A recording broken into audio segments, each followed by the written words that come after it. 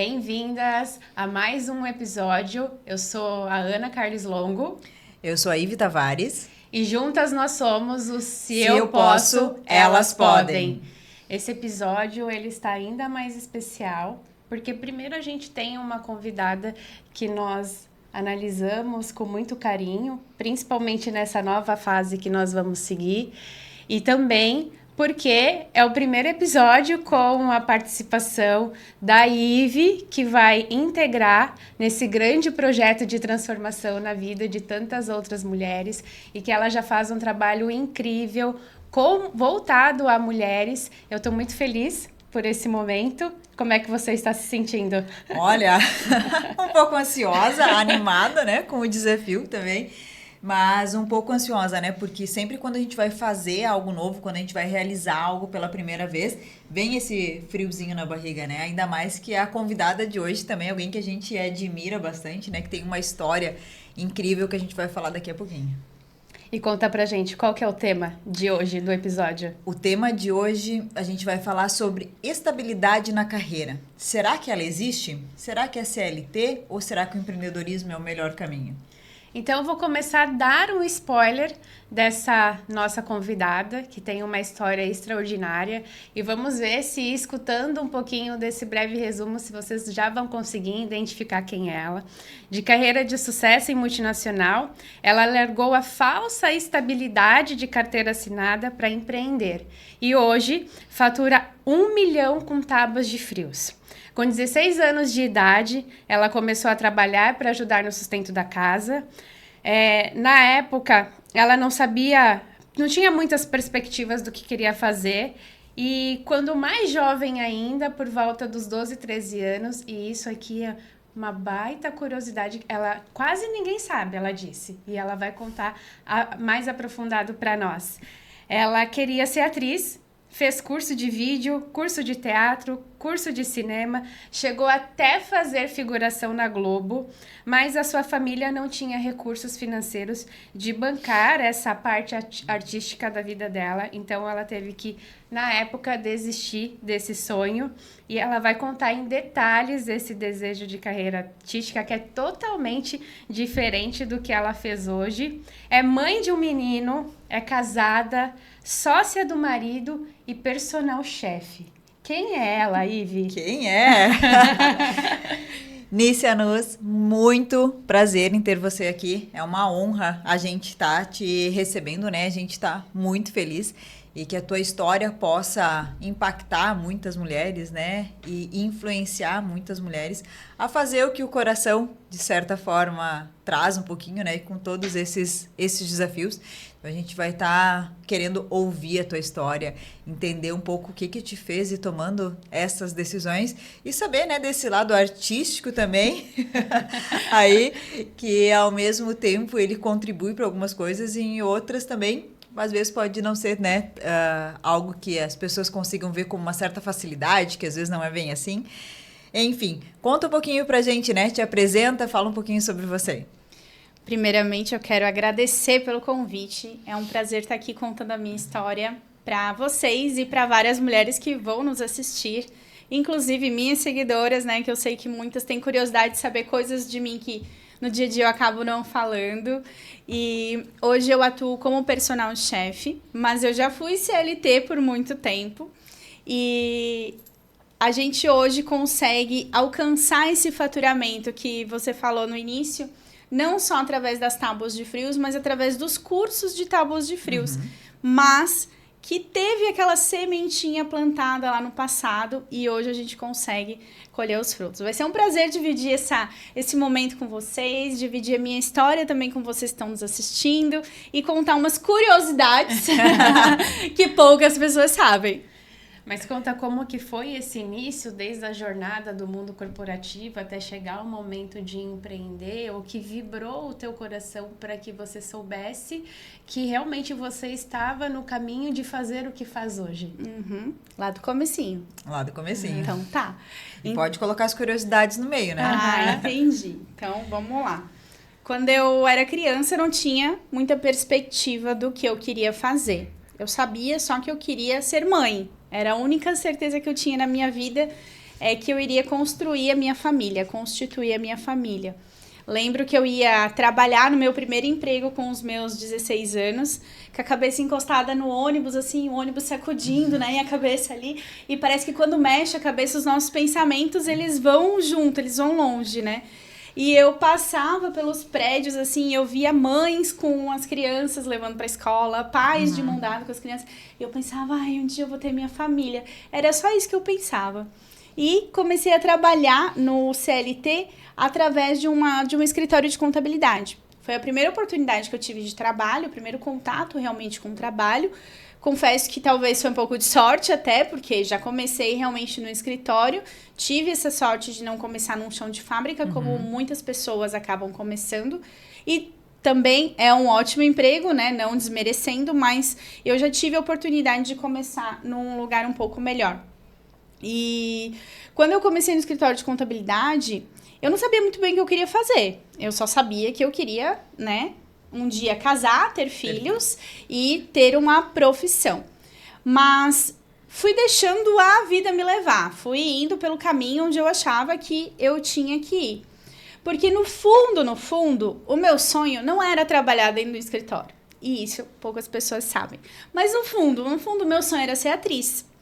Quando eu tinha meus 16 anos, eu já tinha me conformado de que eu não seria mais atriz. Mas voltando alguns anos atrás, antes desse meu primeiro emprego, eu tinha essa vontade. Foi bem no meus auge ali dos meus 12, 13 anos, onde eu comecei. Eu acredito que na época Chiquititas influenciou muito, né? Não só eu, mas acho que muitas crianças na época queriam ser atriz também.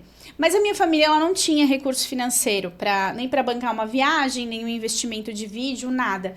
Então, eu tive uma tia que foi um anjo na nossa vida. Obrigado, tia, por tudo. E ela bancou para mim algumas viagens, alguns trabalhos, né, que eu tive a oportunidade de fazer em São Paulo e Rio de Janeiro. Então, parte de foto, parte de vídeo, eu fiz. E fiz curso de vídeo, fiz curso de cinema, fiz inclusive na escola do Wolf Maia, que na época era muito famosa, fiz 3 dias de intensivo lá e fui caminhando para isso. E a minha tia bancando. Só que a minha tia ela também não tinha uma condição de vida, né, que pudesse me proporcionar isso a longo prazo. E mesmo ela fazendo, eu vi que aquilo era algo realmente muito difícil para ela. Então, naquela altura do campeonato, eu tive um discernimento, depois de já ter feito figuração na Globo, de já ter feito vários anos de teatro, de estar com quase o meu DRT em mãos, eu tive o discernimento de desistir.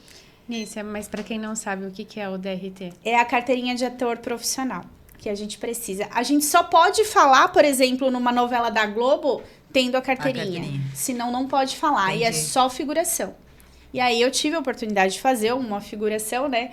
No Quinto dos Infernos. Eu ia perguntar qual que era. Não, depois tem que compartilhar com a gente imagens então, disso. Não sei, não tenho, porque naquela época era tudo, né? Sim. Fita e não tinha como voltar e tudo mais. Mas eu lembro muito bem, até comentei com a Ana quando eu fui contar pra ela essa história. Hoje em dia a gente tem a facilidade, né? Oi, pessoal, tô aqui com a Daniele Vinitz, não sei o quê. E na época não tinha isso. E eu troquei de roupa no mesmo camarim que a Daniele Vinitz. Então eu olhava aquele mulherão, aquela atriz maravilhosa e dizia, eu quero ser ela, quero ser igual ela. Ela era a minha inspiração naquele momento. Só que chegou, né, foi indo, e chegou um momento que realmente eu via que a minha tia tava investindo. A minha mãe já tava também ficando incomodada com aquilo. E eu, por mim mesma, eu disse, não, eu vou desistir. Porque acaba que gera uma ansiedade, né? A gente vai lá, faz um teste pra TV. E o telefone não toca. E cada vez que o telefone tocava, eu saía correndo. Ia atender e não era, sabe? Então, em algum momento aquela conta tinha que fechar. Não tava fechando, eu desisti e segui a minha vida.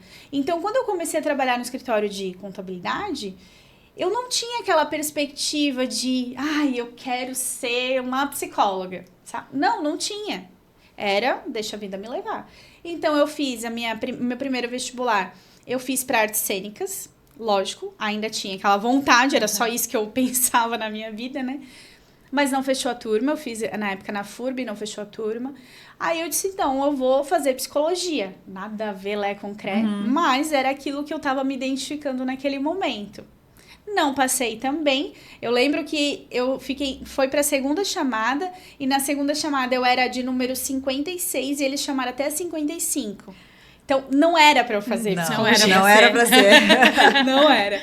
E aí eu fiz ainda administração. Aí, claro, não deu nada, né? Então, vou pra administração, que é o mais básico. Não deu isso, vou pra aquilo, né? E aí eu fiz 6 meses de faculdade de administração. Não dá pra mim. Não dava pra mim. Não, Deus o livre. O primeiro semestre já era daquele jeito, eu não consegui nem imaginar pra frente. Eu odeio números. Perfil de artes cênicas. Nossa. Ir pra uma cadeira de administração. Sessão tortura. Mas era naquela época, né? Era aquilo que o meu pai falava. Tem que fazer algo que vai te dar um retorno financeiro. Sim. Né? Então, tu pensa, se eu fizer administração, eu vou poder ser várias coisas. Eu Ela vou te poder dá um ter até a olhar minha pra empresa, várias. né? Sim. Então, eu fui para aquilo ali. Nossa, que desespero. Não deu. Nem tranquei, eu cancelei. Que trancar não ia adiantar pra mim. Cancelei e fiquei 1 ano. A minha mãe desesperada, né? Minha mãe professora, né? Professora aposentada. Então, a minha mãe ficou desesperada. Como é que a minha filha não vai fazer uma faculdade? O que ela vai ser da vida, né? Já desesperada. E aí, eu deixei as coisas acontecerem. Saí da contabilidade, fui para outro emprego, ainda CLT. E nesse outro emprego, eu tive um contato mais artístico, assim, né? Então, eu comecei a trabalhar como web designer. Nossa, nada a ver uma coisa com a outra. Mas comecei a trabalhar como web designer. Gostava, mas eu senti uma dificuldade.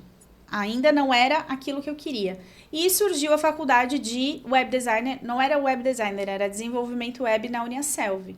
Eu disse, é isso, vou me encontrar ali, né? Vou me encontrar. Lá fui eu.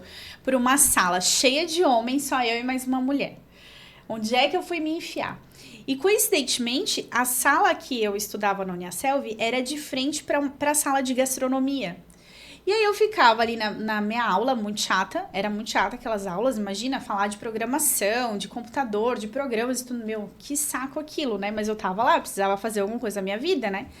E eu olhava aquelas pessoas fazendo as comidas na sala de gastronomia.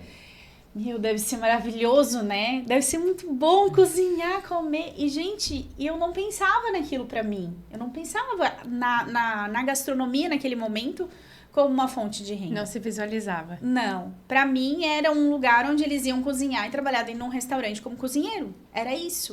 Ninguém pegou na minha mão e disse assim, ó, funciona assim. Tu tens essa oportunidade fazendo faculdade de gastronomia. Não.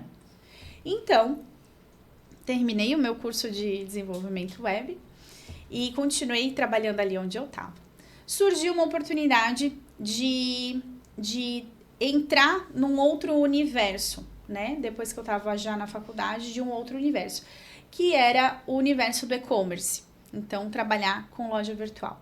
Aí eu fui parar na Altenburg, né? Trabalhei na Altenburg por 2 anos e meio, 3 anos. Mais ou menos isso, não sou muito boa de tempo. Mas os meus tempos dentro de cada empresa sempre foram muito curtos. E eu achava que o problema eram as empresas, mas no fundo não eram as empresas, era eu não estava me encontrando naqueles lugares, né? E aí na Altenburg eu tive um líder muito legal, Ariel Molina, se ele tiver a oportunidade de ver esse podcast, muito obrigada por tudo. Ele me guiou num caminho que eu não conhecia e que eu não sabia que ele existia, que era o caminho do marketing. Então ali, dentro da Altenburg, ele me apresentou o marketing, que hoje é o marketing digital, mas que naquela época era um marketing como um todo, ainda pouco difundido o marketing digital, né?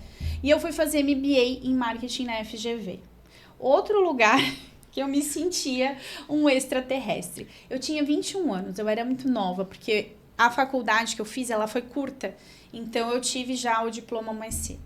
Então, eu não tinha uma maturidade. Eu acho que eu amadureci muito tarde em relação a carreira e desenvolvimento pessoal. Outras coisas eu acho que eu amadureci muito cedo.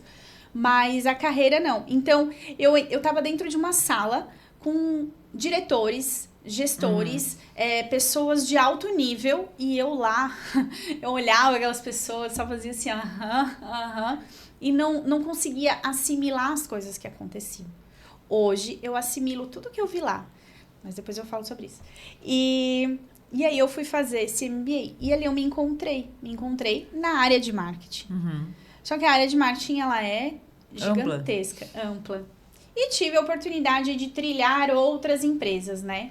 Então, nesse meio do caminho, eu tive uma gestação de gêmeos, onde eu estava dentro de uma empresa, e eu não vou citar o nome dela. Eu tive um aborto, bem no início, e assim que eu voltei desse tempo do aborto ali, que a gente tem uma estabilidade de 1 mês, eles me desligaram da empresa. E eles me disseram que não foi por conta disso, né? Mas já é ali onde a gente tem um bloqueio, né? Nesse negócio de mulher dentro de uma empresa, principalmente essas empresas mais tradicionais, né? Alemã, não é gerida, né? Gerenciada por homens. Então, a gente já tem um pouco mais desse bloqueio. E aí segui a minha carreira ali, pingando de empresa em empresa, de tempo em tempo, até que eu engravidei. Aí, quando eu engravidei, parece que alguma coisa aconteceu aqui dentro e eu tive a plena convicção de que eu precisava ter o meu negócio. Eu não iria conseguir sustentar meu lado emocional tendo um filho e sendo CLT.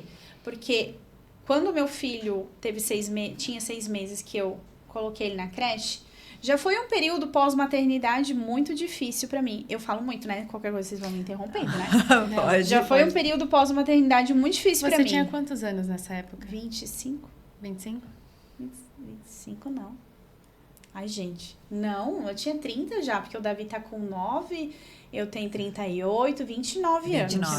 29 anos. 25 eu tinha outra coisa. Aí eu voltei, né? O Davi tinha 6 meses e eu voltei. Só que eu nunca consegui lidar muito bem com esse pós-nascimento dele. O meu puerpério foi muito difícil. Não tinha conhecimento nenhum do que era um puerpério. Nunca ninguém tinha falado sobre isso comigo. E eu também nunca busquei informação sobre isso. Até porque se tu vai dar um Google, era uma mil maravilhas ser mãe, né? Então, não que não seja. Mas tem seus desafios também, né? Existe o lado obscuro do negócio, né? E ele, junto com isso, ele nasceu prematuro. Então, teve 1 mês de antecedência ali, na qual eu não contava. Fui pra maternidade com a minha mala nada feita, né? Então, façam mala de maternidade. Estou atrasada, inclusive. Faça. Vai ver a lista do que fazer já. Próxima atividade do dia. E ele teve alergia à proteína do leite. Então, foi outro desafio. E aí, eu não tinha leite, ele teve alergia. Então, tudo foi acumulando, assim, tudo foi virando uma bola de neve. Quando eu coloquei ele na creche para eu voltar para o mercado de trabalho, eu coloquei ele na creche e eu iniciei numa nova empresa. Eu me desliguei da anterior e iniciei numa nova empresa. Então, mãe de primeira viagem, né? Naquele furdunço, assim, de hormônios e de, né, sentimentos. Uma empresa nova de jovens líderes, homens. Então, ninguém tinha filho, ninguém tinha casamento. Foi muito difícil lidar com toda aquela situação. Aí tudo era muito desafiador, né? Eu só tinha minha mãe realmente de rede de apoio, só tenho ainda, né? Minha mãe de rede de apoio. Então, se o meu filho tá doente, quem tem que ficar com ele sou eu, né? Não é obrigação da minha mãe ficar com ele. Então, eu realmente ficava com ele. E eu fui enfrentando vários desafios.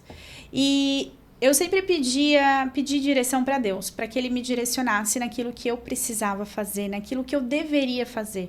Porque uma coisa é a gente querer, outra coisa é o que a gente tá aqui na Terra para cumprir. Fazer. Então, eu pedia esse direcionamento.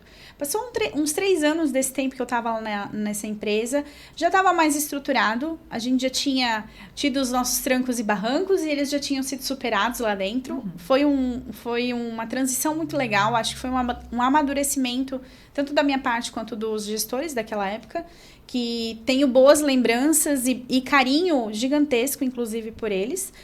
E a gente fez um encontro onde eles queriam pedir uma comida, ou enfim, fazer alguma coisa. E eu e uma amiga, a gente disse, não, a gente faz um risoto. A gente faz um risoto, eram umas 40 pessoas, a gente faz um risoto. Fizemos 2 panelão assim de risoto. lembro de ter dado certo, mas eu não lembro nada, assim, de técnica, de nada, né? Hoje eu sei que eu faria totalmente diferente, assim. Mas eu lembro que as pessoas gostaram. E uma pessoa disse assim pra mim, tu nunca pensou em trabalhar com isso? E quando ela falou isso, eu disse, não, nunca pensei. Mas aquela voz veio. As fichinhas caindo. A voz veio. E eu disse, pode ser isso aí. Mas como? Onde? Para mim, ter uma empresa sempre foi investimento, né? Como é que eu vou ter uma empresa? Eu vou ter que investir 100 mil reais para ter uma empresa? Eu vou ter que investir 200 mil reais para ter uma empresa? Eu vou ter que pagar aluguel? Eu vou ter que ter funcionário? Sempre foi esse monstro criar uma empresa na minha cabeça. Então, eu deixei aquilo, né, aqui dentro florescer. Uma sementinha para florescer. E junto com isso, eu também comecei a minha vida saudável, minha vida fitness, que hoje ela não existe mais, mas naquele momento ela existe muito forte dentro de mim. Com filho pequeno, eu acordava 5 da manhã, eu ia pra rua correr, eu corria, fazia academia, mantinha o shape ali, né? Fazia minhas comidas e levava pra almoçar na empresa. Aí o que acontecia? As pessoas estavam lá almoçando. Ai, que linda tua marmita, será que tu não faz pra vender? Faço? Vamos conversar, eu faço. E aí eu comecei. Quando eu vi, eu tava fazendo 500 marmitas congeladas, né, saudáveis, de dentro da cozinha da minha casa. A cozinha da minha casa era, sei lá, 2,5 por 1,5, assim, ó. Era muito pequena. E eu tava fazendo ali. Quando eu vi, eu já tava comprando uma outra geladeira para ter onde acomodar todas as coisas que eu tava comprando. Eu já tinha clientes fora da empresa onde eu trabalhava. E eu vi que tava ali o meu negócio, que eu tanto pedi para Deus, que eu tanto queria para me dedicar mais à maternidade. Então, acredito que foi ali que tudo começou a se encaixar.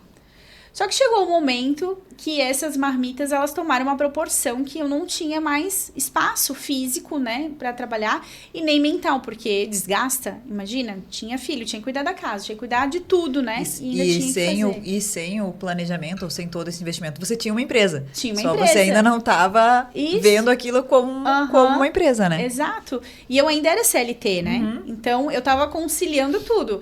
Muitas vezes, durante o meu almoço, eu não almoçava para eu poder fazer as minhas compras das coisas que eu precisava. Ficava fazendo listinha das marmitas da noite, ficava fazendo contato com o cliente.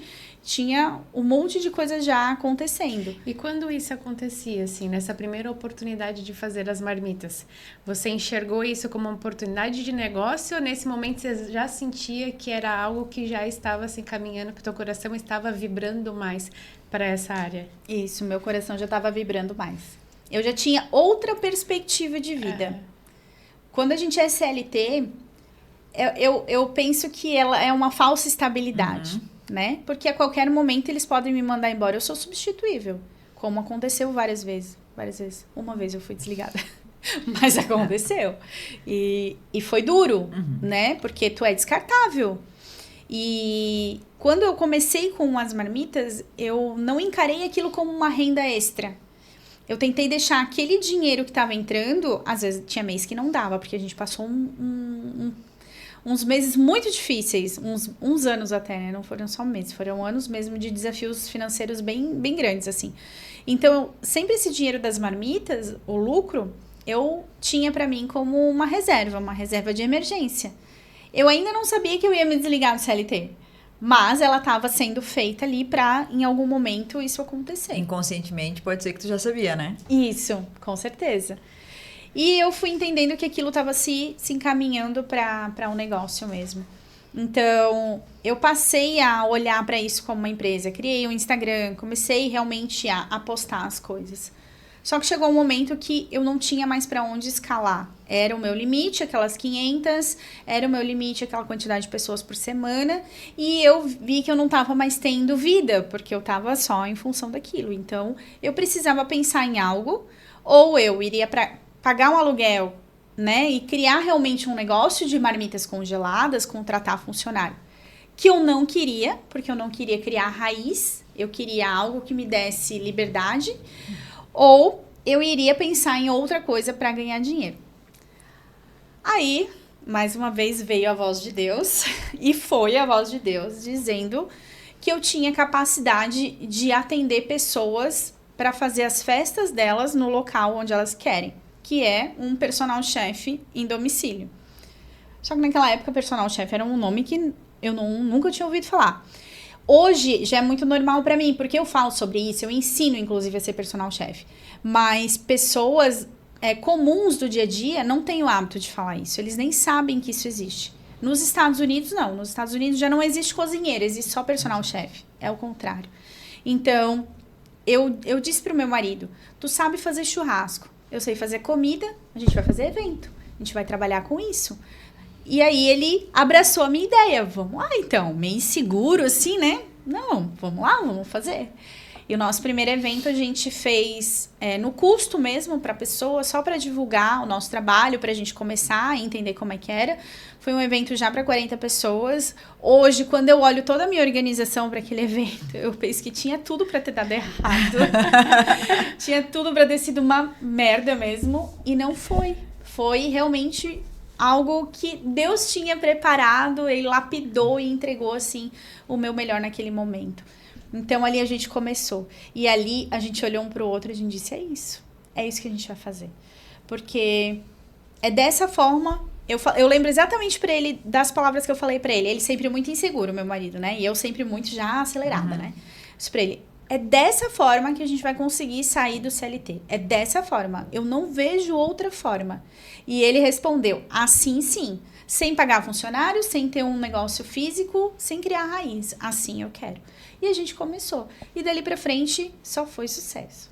Aí veio a pandemia. Aí tu quer falar alguma coisa? Aí veio E os desafios seguem, né? Segue. E junto com essa construção, né? A gente já vai entrar no que veio a pandemia e como que teve que se reinventar. E eu acho que essa é uma das maiores capacidades de quem decide empreender, que é o se reinventar a todo momento, né? Porque a partir do momento que a gente tem um negócio, a gente entende que ele é um organismo vivo. E enquanto organismo vivo, ele sempre vai estar em mudanças, né? E como que foi quando você e o teu marido começaram a trabalhar junto, né? Porque a gente tem algumas pessoas que nos acompanham, né? Que trabalham com os maridos, que também têm esse desafio. E como que vocês foram conciliando isso ao longo dos anos? E aí depois vamos entrar nessa parte, o que foi a pandemia, o que você precisou reinventar de novo no teu negócio, né? E trazer um novo portfólio aí. A gente começou a trabalhar juntos na pandemia. Então... foi quando começou. Então vamos à pandemia. E veio... Na verdade, ela não teve referências anteriores. Não. É porque quando a gente trabalhou antes da pandemia... A pandemia veio para unir, né, todos ou... Isso. É que quando a gente começou a trabalhar juntos ali, nos eventos, né, antes da pandemia, a gente era CLT. Então, o momento que a gente estava trabalhando juntos era tipo uma diversão. Era um hobby. Tava tudo, sabe? Não era um compromisso. Porque se não entrasse esse dinheiro, a gente não ia ter dinheiro. Não, a gente tinha a nossa rendinha lá garantida. Isso aqui era a nossa festinha. Até a fuga do estresse do dia a dia de trabalho. Isso. Né? O nosso desafio era o Davi, né? Meu filho. Que na época ele era pequeno, então ele tinha que sempre estar com a minha mãe. Então era toda aquela função de busca a minha mãe, deixa ela em casa, fica com ele, leva a minha mãe, sabe? Então era desenvolve um setor, eu brinco, né? Quando a gente tem filhos e a gente tem o nosso negócio, a gente desenvolve um setor de logística, né? Uma capacidade de logística única, assim, com horários, com quem vai ficar, quem vai pegar, o que que você nem imagina ainda que possa existir, que né? possa existir. Exatamente. Vem um chip, assim, né? É bem isso mesmo. Mas assim, quando vocês tomaram a decisão de começarem a trabalhar juntos, nunca deu aquele friozinho na barriga? Como é que vai ser trabalhar com o marido? Não, eu te confesso que não, sabia? Não. E eu acredito que a gente trabalhar juntos uniu a gente. Quando ele ia trabalhar e eu ficava em casa, né? Ou eu ia cada um para um lado, assim, a gente se falava durante o dia e tal. Mas às vezes chegava à noite, dava algum atrito. Por alguma coisa que aconteceu no dia. Ai, porque tu não me respondeu. Porque eu precisava falar contigo e tu não me entendeu. Eu pedi para te passar no mercado e tu não passou. Sabe? Sempre dava um atritozinho. E quando a gente tá junto, parece que esses atritos, eles somem. E eles não desgastam mais. Vem outros, né? Não é mil maravilhas. Mas esses pequenos atritos de quando cada um tá seguindo o seu fluxo ali, eles não existem mais. A gente só cria outros. Então, veio a pandemia. Ele continuava CLT e eu já tinha saído. Só que a pandemia, pra mim, ela não foi... não foi ruim, ela foi uma oportunidade incrível e maravilhosa que aconteceu. Hoje, se eu tô onde eu tô, foi graças à pandemia. Então, ela, para mim, foi maravilhosa. Eu lembro que teve uma semana de pandemia, eu já estava focada com os eventos, né? Já tinha saído do CLT, estava até cursando gastronomia, porque eu quis realmente me aperfeiçoar. E deu uma semana de pandemia, uma cliente me mandou uma mensagem e disse que ela queria comemorar com o marido o aniversário de casamento, só que estava tudo fechado, ela não sabia o que fazer, ela não sabia cozinhar. E ela pensou nos queijinhos e frios, no estilo de umas tábuas que eu fazia já para evento. Eu já fazia tábuas para eventos, só que elas não eram nem 10% do que eu faço hoje. Era uma coisa totalmente aleatória, assim, da minha mente, do que eu ia garimpando por aí. Só que eu entendi que eu precisava estudar. Isso não existia aqui em Santa Catarina, não existia em Blumenau. No Brasil existia. Em São Paulo tinha 2 pessoas que faziam, em Belo Horizonte tinha mais uma.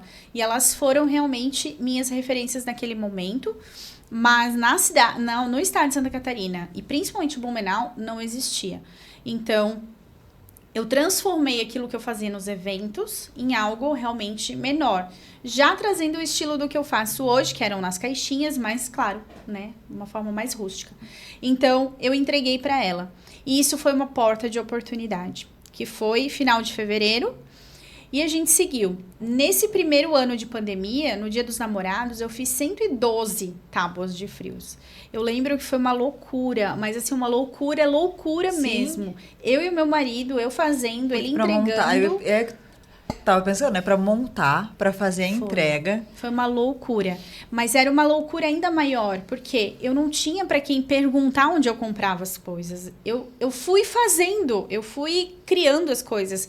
Tábuas de MDF que a gente utiliza hoje pra montar, hoje eu tenho um fornecedor que faz isso. E esse fornecedor, ele é inclusive indicação exclusiva do meu curso. Mas na época eu não tinha. E o que eu fazia? Eu ia lá na marcenaria, eu comprava um MDF desse tamanho, grosso assim, e o cara cortava pra mim. Então, várias coisas eu fui aprimorando, só que eu tive que gastar muito dinheiro, investir muito tempo pra testar e descobrir as coisas novas. Então, foi final de 2020, que foi ali ainda no ano da pandemia. Muitas pessoas estavam já me perguntando como que eu fazia, aonde que eu comprava, de que forma que eu montava.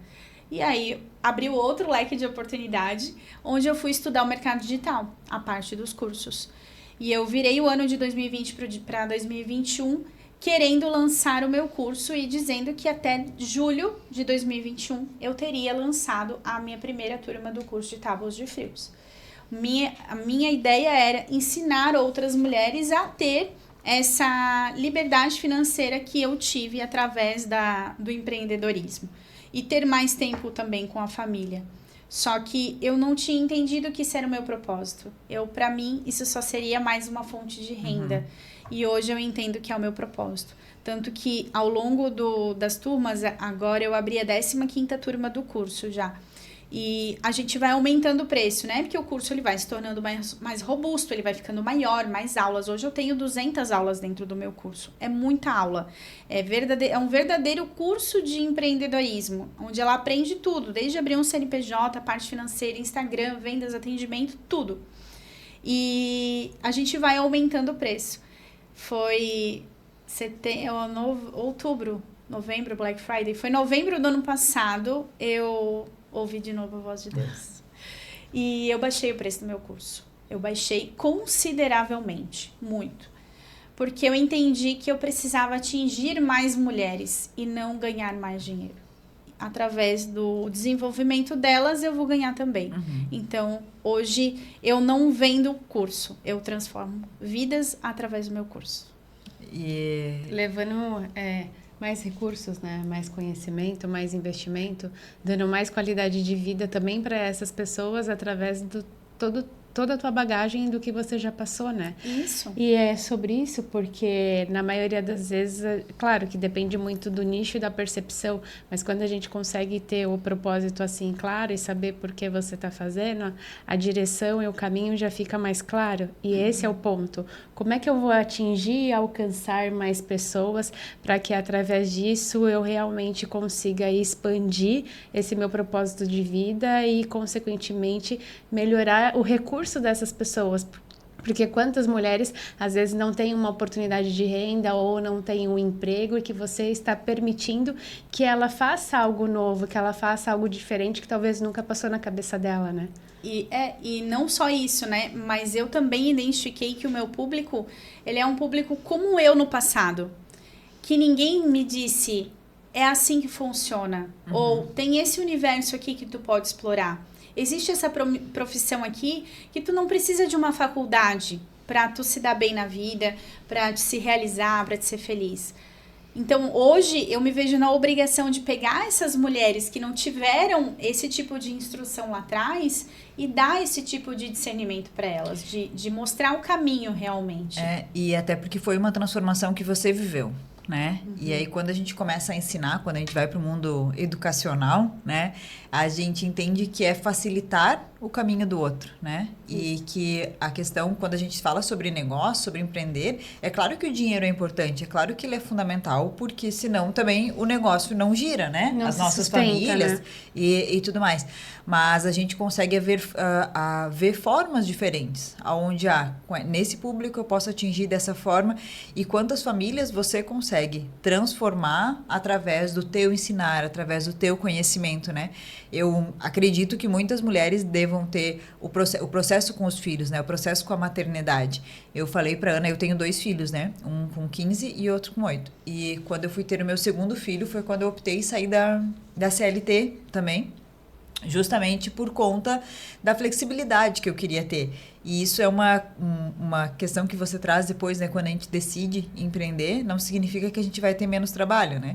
Significa que a gente tem mais flexibilidade para determinar algumas coisas. Então, o quanto esse impacto que você acaba gerando nessas mulheres através da tua história mesmo. Porque é como se alguém olhasse para elas e dissesse, tá, eu acredito que você é capaz, né? Eu acredito que você pode. Né? E aí elas acabam vendo, bom, se ela pode, né? Acho que o nome do que a gente traz, né, do podcast, né? Se eu posso, elas podem, né? E acho que ter essa consciência também do quanto isso influencia e impacta de uma forma geral também faz com que a gente consiga ter uma maior escala e um maior crescimento, né? Como um todo, assim. E pegando aquele gancho ali da questão da flexibilidade, né? Queria que você trouxesse um pouco isso, porque tem gente que tem a ilusão, né? Da liberdade, do que vai empreender, de que vai, né, ser dona do seu próprio nariz. A gente é até ali, né?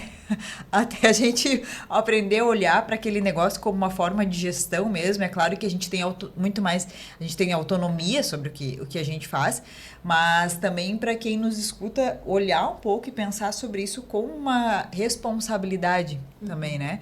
Como que foi para você esse olhar em relação a tempo, em relação à flexibilidade com o filho, que você antes a gente estava conversando um pouquinho nos bastidores, né? Você trouxe que hoje você se permite ter alguns horários de maternidade que antes você não se permitia. Como que foi isso para você também? Eu acredito sempre que um prato cai. Um prato sempre vai cair. E essa é a verdadeira flexibilidade. É a gente seguir o nosso dia equilibrando os pratinhos, né? Então, gerir o nosso tempo é muito desafiador. Principalmente quando a gente trabalha de casa, que é o meu caso. Eu trabalho de casa. O meu estúdio de gravação é em casa, o meu espacinho de trabalho é em casa e eu trabalho da cozinha da minha casa. Então, eu não tenho uma cozinha à parte para fazer o meu trabalho. E é exatamente isso que eu ensino, a trabalhar da cozinha de casa, e eu faço exatamente aquilo que eu ensino. Então, ter essa flexibilidade, ela é boa, é legal, mas também é um desafio de responsabilidade. É muito fácil eu acordar hoje e dizer, hoje eu não quero fazer nada, eu vou ficar aqui, vou ligar o Netflix e vou ficar aqui. É muito fácil. Só que cadê a disciplina? Cadê a tua motivação? Que é os boletos chegando. A nossa única motivação é o boleto chegando, né? Não é só o propósito, né? Tem uma continha também. Tem uma continha que chega. E organizar o nosso tempo, porque se eu decidir empreender para ter mais tempo com o meu filho, porém, o empreendedorismo, ele me sobrecarrega também em vários momentos, porque a empresa, ela depende de mim. Se eu não trabalho, eu não faturo. Eu tenho que equilibrar isso tudo. Então, eu vou equilibrando. No ano passado, ano de 2023, eu não tinha um horário de maternidade, né? Que era o que eu falei aqui antes. Eu tinha, era assim, o que dava, né? O que dava eu brincava com ele. Todo dia tinha um momentinho, mas não tinha assim um momento exato. Esse ano eu decidi que eu tenho um momento exato. Então, eu tenho o momento dos estudos com ele, que ano passado eu não tive. Então, teve alguns momentos em que a nota dele eu senti que caiu um pouquinho, em função de eu não estar ali puxando a rédea. E esse ano eu decidi que eu tenho os meus momentos de maternidade. Por quê? Porque eu larguei tudo pra ser mais mãe, pra estar mais presente. Por que eu não vou, né? Por que eu vou deixar o trabalho falar mais alto? Então, esse ano eu tive pra mim que eu ia me dedicar mais pro meu lar, de verdade, pra minha casa, molhar a planta, sabe? Cuidar da minha cozinha, botar uma prateleirinha nova na minha cozinha. Coisas assim, ó, que no dia a dia tu pensa assim, preciso mexer nisso aqui. Passa, vai embora. Preciso fazer isso aqui, passa, vai embora. Sabe que tu acaba não dando atenção? E esse tipo de flexibilidade a gente não pode perder. Porque se a gente perder, quando chegar lá na frente, a gente vai estar ali ó, com crise de ansiedade, cansado e pensando assim, gente, o que eu fiz na minha vida? Eu larguei o CLT para ter mais tempo, só que cadê o meu tempo? Ele tá sumindo porque eu não tô gerenciando. Então, do mesmo jeito que eu tenho que cuidar para eu não me acomodar no sofá de manhã quando eu acordo sem vontade de trabalhar, eu tenho que cuidar para que eu não me sobrecarregue de trabalho. Então, eu sempre digo, eu não dou conta de tudo. Eu não dou mesmo. Tô equilibrando todos os pratos. Um dia um cai. Um dia é o da maternidade, um dia é o do marido, da esposa. Um dia é o da cozinha que eu não consigo limpar, sabe? Algum dia algum pratinho vai caindo. E é assim que funciona. E é bem importante, Nícia, você comentar sobre isso, porque o que acontece nas redes sociais, a gente só mostra só a parte boa, né? E o que tem acontecido é que muitas pessoas, quando elas resolvem tomar a decisão de fazer algo diferente, e quando os desafios aparecem, elas acham que tem algo de errado com elas. E aí a maioria acaba desistindo de se manter firme naquela decisão por conta desses desafios. E eles existem, e é bom você comentar sobre isso, que existem momentos que nós não vamos dar conta de tudo e que está tudo bem. É importante a gente olhar no contexto geral, tá? Mas eu estou fazendo tudo o que precisa ser feito, ok? Agora, o ruim é quando você olha para tudo que está sendo feito e não são coisas que te levam aonde você realmente deveria ter resultado. E outro ponto que foi bem interessante comentar sobre essa relação da maternidade, e acho que na vida profissional como um todo, não só no empreendedorismo, mas no trabalho no mundo corporativo, no CLT também, é que agora, estando gestante, eu consigo também... Eu tive, no meu primeiro trimestre da gestação, eu tive crise de ansiedade, porque eu comecei a pensar como é que seria... Quando a Lara nascer, como é que eu continuaria dando conta de tudo? Como é que eu continuaria perseguindo esse movimento que eu tenho feito, essa crescente, e dando atenção à maternidade. E aí eu parei numa situação que eu pensei, cara, as coisas vão mudar, não vai ser nada como antes, só que o mundo te cobra igual ou mais. E é sobre isso. Então, esse é o ponto também, é importante a gente entender, a nossa vida ela vai mudar, não vai ser mais a mesma coisa, e o que eu vou fazer, conciliar diante desse novo cenário que eu tenho, porque senão vem muita pressão, vem ansiedade, e aí você acha que você não está conseguindo fazer nada. E além, né, do que o mundo nos cobra, é o quanto a gente se cobra, né? O quanto a gente cobra pelo modelo de uma mãe ideal, o quanto a gente cobra pelo modelo de uma gestora, né, ou dona de empresa ideal, e aí a gente vai se sufocando com as nossas próprias críticas, com o nosso próprio nível de exigência. Eu acho que esse é uma das coisas que pega muito. Essa semana, foi ontem de manhã até, eu fui pra academia cedo, né? Pra mim, atividade física é uma coisa que ela tem que ter no meu dia, assim. E aí eu fui pra academia, era 7 horas, era uma aula de alongamento e eu não tava lá.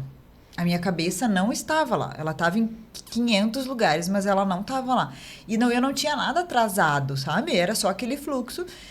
E aí fiz os 45 minutos lá e fui para casa. E minha primeira agenda era às 11 horas.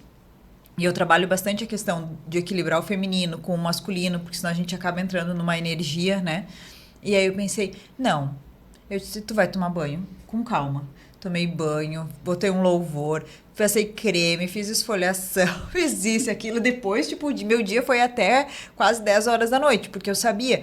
Só que quando a gente fala, né, dessa flexibilidade, é também entender que vai ter períodos onde o nosso inconsciente coletivo fala do horário de CLT, que é o horário de trabalho, e que às vezes pro teu negócio não é aquele horário que você vai trabalhar. Às vezes você está dando um curso, você vai ter uma turma que você vai estar atendendo, às vezes vai ser à noite que você vai estar atendendo, às vezes você vai ter uma semana inteira de aulas à noite, que de manhã ou à tarde você vai conseguir estar disponibilizando esse tempo, né? Então, essa mudança de mentalidade, ela também é importante, de quando a gente passa a empreender, não é mais o cartão ponto que a gente precisa bater, é o resultado que a gente tem que entregar, né? Por isso, o foco, o direcionamento, sem a gente deixar de se conectar com a gente, com o nosso feminino, né? Desses momentos de troca, assim. Essas mulheres que você tem ensinado e transformado através, né, da tua história e hoje das tuas principais habilidades. Quais são os principais desafios dela, assim? Quais são os principais medos e receios? O que você sente? A maioria tem medo de começar, medo de não dar certo, a insegurança, o medo do julgamento. A maioria é esse tipo de medo. Não é o medo de em algum momento deu certo e ter que sair do CLT. Não. É o medo do primeiro passo. É o medo do começar. É o medo de se colocar em movimento e sair daquela zona de conforto. Esse é o maior medo que elas têm. Elas não existe nenhum outro medo maior do que esse. Ah, medo de faltar comida na tábua, medo de não fazer a tábua. Não tem esse medo. O medo delas é o medo de começar, o medo do que as pessoas vão falar, o medo do julgamento. Que eu acredito que é o medo da maioria da gente, né? De quando a gente começa. Era o meu medo também, quando eu comecei. Imagina, fazer story. Nossa, eu fazia assim, ó, postava e nem olhava mais, eu não conseguia. Pra mim, aquilo tava sendo horrível. O que as pessoas vão falar? O que as pessoas vão fazer? Eu lembro que eu fiz meu primeiro story com 3 mil seguidores. Só que naquela época, pra mim, fazer story era importante, né? Precisava começar em algum momento, né? Então... E hoje não tem... Mas assim, você comentou que na época era importante, mas hoje também ainda é, né? Sim, ainda é. Mais ainda. Só que hoje é automático. Ah, sim, mas para elas é uma barreira elas... porque é algo que também é importante. É um cartão de visita. Isso, é importante. Mas como eu sempre ensino para elas não precisam necessariamente pegar e se gravar e aparecer. Elas podem só deixar o celular gravando e a mãozinha delas ali fazendo. Elas não precisam, né, fazer. Só que elas têm medo até de postar uma foto. Até de dizer, estou começando. Elas têm medo. É, porque os principais medos, né, do ser humano é o medo da rejeição. E aí, quando eu me exponho, aumenta muito mais a probabilidade de eu ser rejeitada. Porque se as outras pessoas não gostarem, né? E aí, quando a gente fala de uma visão sistêmica como um todo, é o pertencimento. A partir do momento que eu fico mais no anonimato, eu pertenço mais, porque eu deixo de me expor, né? Esse medo da rejeição. Eu sofro menos rejeição, vem menos crítica. Por mais que pode vir 10 elogios. Se vem um apontamento, uma crítica, o foco vai naquilo. Porque isso vem desde o nosso processo de criação. E a rejeição e a crítica, na maioria das vezes, vem das pessoas mais próximas. Mais próximas. Sim, e aí por isso que dói mais. Por isso que dói mais. É como quando você vai trabalhar com vendas, principalmente a venda de serviço. Quando a pessoa não compra o teu serviço, se você não está muito bem trabalhado, é como se a pessoa estivesse rejeitando a você. E não, ela só está rejeitando o serviço. Ou ela só está rejeitando um produto, né? Porque não é para aquele momento. Mas até você conseguir separar. E quando elas começam a fazer as tábuas, eu acredito que aqui, né? Aquilo é a arte delas. E aí eu queria fazer um gancho que, de certa forma, você se realizou enquanto artista, porque hoje as tuas tábuas, elas são verdadeiras artes, né? Ela não é os teus eventos, as coisas tem toda uma arte por trás, né? Então, que toda a tua caminhada hoje você consegue materializar ela através de uma mesa e tudo mais. Então, para elas, quando elas fazem aquilo, é como se fosse um filho que está ali. E aí, quando a pessoa não quer, quando a pessoa critica alguma coisa, é muito difícil fazer essa separação, né? De que é sobre o produto, que é sobre o trabalho, não é sobre o pessoal. E aí isso barra mais ainda, né?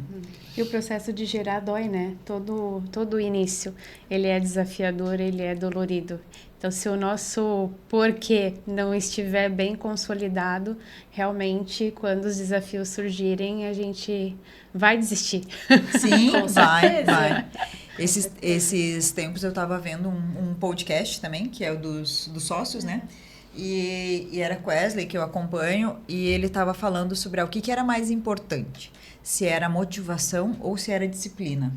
E aí muito se traz em relação à disciplina, né? E ele trouxe uma reflexão sobre a motivação, que é motivação, se a gente for separar a palavra, motivação é um motivo para a ação, né? Então, qual é o motivo para a ação para você estar fazendo aquilo, né? Acho que isso é uma coisa que tá muito, muito forte, para que essas outras dores inconscientes, essas amarras todas não acabem impedindo, né? E a gente sabe que com a maternidade vem uma força muito maior que não é nossa. E aí a gente acaba conseguindo enfrentar muitas coisas assim, né? Nícia, o que a Nícia de hoje falaria para a Nícia de 12 anos de idade?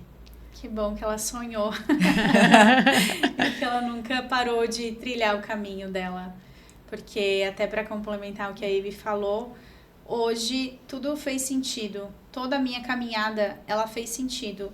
Desde a parte artística que eu não consegui concluir, hoje eu concluo. Porque para fazer uma live, para fazer um vídeo, tudo isso me facilita. Não é tudo, mas ela me facilita. Eu tenho noções de câmera, eu tenho noções de espaço, eu tenho noções de andar à frente à câmera, de falar. Então, tudo isso hoje me ajuda no meu trabalho, né? Ele é uma mão na roda. A parte do meu MBA... voltando aí um pouquinho. A contabilidade, né? A contabilidade que eu odiava. E eu continuo odiando. Mas hoje é o marido que cuida. Então tá essa foi a matéria que eu reprovei na faculdade.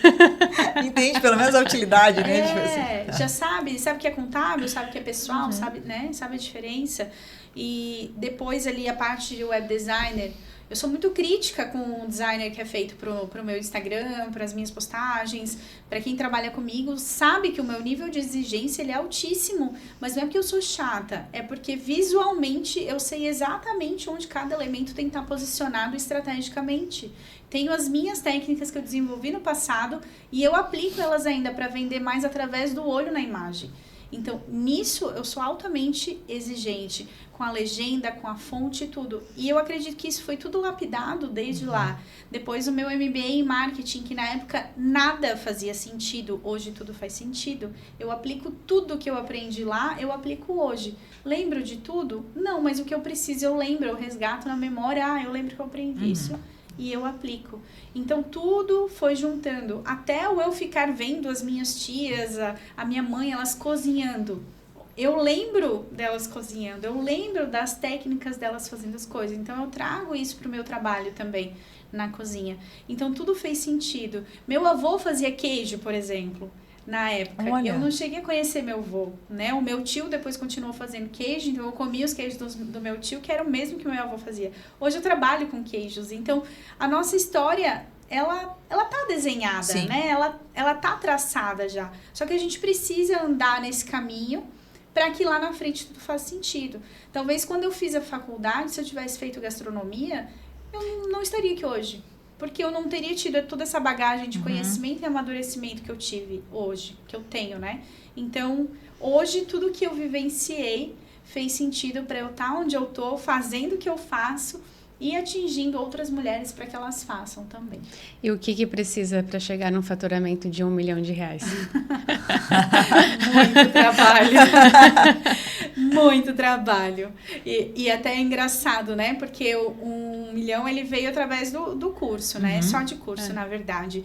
Então, muita gente fala assim, meu, que legal, vou lançar um curso também. Eu vou faturar R$1 milhão no primeiro lançamento, vai, assim, né? Querida. Vai, pode ir. Vai nessa. Vai. Tá vindo trabalhar muito? Quer trabalhar? Vai. Quer se empenhar, quer ficar ali um tempão fazendo... Vai, porque dá retorno. Como todo e qualquer trabalho, tudo dá retorno. Tanto que eu ensino, inclusive, as minhas alunas que querem ter um curso digital, eu ensino elas a fazerem isso. Eu tenho uma mentoria específica disso. Eu super apoio. mas não é esse mar de rosas que foi desenhado. É um trabalho totalmente árduo, suado, como todos eles. E para, né, deixar a minha contribuição, acho que dentro da tua fala também, né, para a gente indo para esse encerramento, eu acho que quando a gente aprende a olhar para a nossa história com todos os nossos pontos de conquista, faz com que o momento atual que a gente esteja vivendo, ele se fortaleça. Porque às vezes quando a gente olha para a história como as trocas que eu tive que estar fazendo, né, os movimentos, é como se eu desperdiçasse todo aquele aprendizado. Então, que, né, para que as mulheres que nos acompanhem, elas tenham essa convicção de que cada uma tem a sua história e que ela foi importante para você chegar até onde você chegou, que aonde você vai chegar ainda depende muito do que você vai fazer, das suas atitudes e tudo mais, mas há muito mais valorizar o que aconteceu, né, do que olhar se eu tivesse feito isso, se eu tivesse olhado como na escola de gastronomia, né? Se você fosse olhar, por que eu não fiz gastronomia antes? Poderia ter acelerado o processo. Não era o momento, não era o que tinha que acontecer, né? Não era a energia que tinha que acontecer. É verdade. E tem coisas que vão acontecendo no meio do caminho que a gente acha que nós não teremos a capacidade de fazer. Digo isso por mim. Eu lembro que no início do empreendedorismo tinham ações que eu tinha que fazer para divulgar o meu negócio e que ninguém sabe, mas eu ia fazendo chorando, com vergonha de fazer aquilo. E eu pensava, como é que eu estudei, fiz especialização e hoje, às vezes, eu estou batendo na porta das pessoas para divulgar o meu trabalho. Mas são etapas que elas são importantes e que elas precisam ser vivenciadas. E é o que você comentou sobre a história, né? Valorizar a nossa história, porque chega um determinado momento que a gente fica olhando tantas outras mulheres e olha para o sucesso delas, como nós estamos com você aqui na nossa frente, uma mulher que vem, né, fazendo, conquistando e tendo muito sucesso e que é uma referência que a gente admira muito e que se a gente pegar e só focar nos teus resultados atuais, a gente acaba ficando meio que estagnada e pensa assim, cara, mas como é que eu vou conseguir fazer isso? E querendo pular processo, né? E querendo pular processo, é verdade. Eu nunca esqueço sobre pular processo, né? Até na parte de liderança e de gerir pessoas.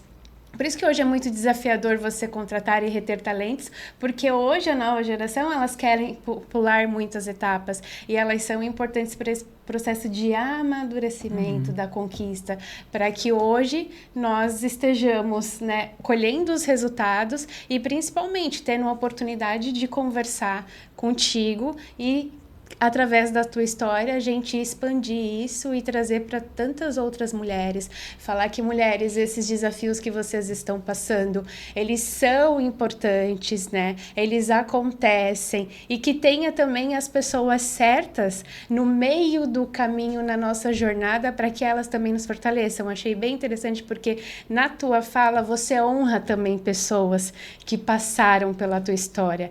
E isso é muito importante, nós ficarmos de olho nessas pessoas que nos potencializam, que acreditam nos nossos sonhos, porque essas pessoas são as que a gente tem que ficar mais próximas ainda, é as que vão elevar tudo que a gente precisa alcançar.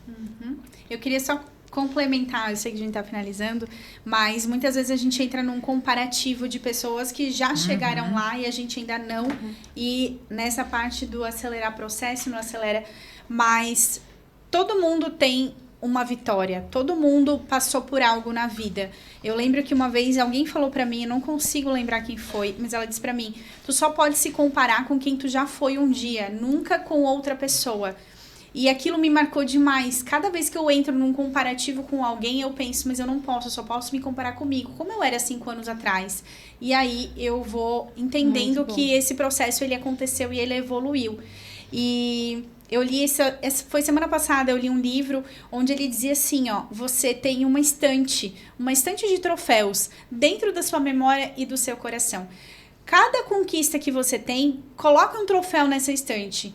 No momento que você se sentir triste e abatida, feche os olhos e visita essa estante de troféus. E você vai ver o quanto você evoluiu e conquistou na sua vida. Muito lindo. Nossa, muito bom. Muito bom. Obrigada pela tua participação. Obrigada pela oportunidade. Obrigada pela generosidade. Obrigada pela entrega e principalmente obrigada, né, por você conseguir se doar e se dedicar a esse teu propósito, porque fazer, não é que seja fácil, mas o repassar, né, levar isso adiante é ainda mais desafiador. E poucas pessoas têm esse dom e têm essa habilidade, porque acaba querendo reter só para si e pensa como é que eu vou, né, repassar isso e multiplicar e expandir para outras pessoas. Acaba vendo até como se fosse uma concorrência, isso, né? Uma concorrência. E é um transbordar, né? É diferente. Muito lindo. Muito obrigada. Obrigada pelas palavras e pela oportunidade também. Obrigada. E se a Anícia pode, a gente também pode.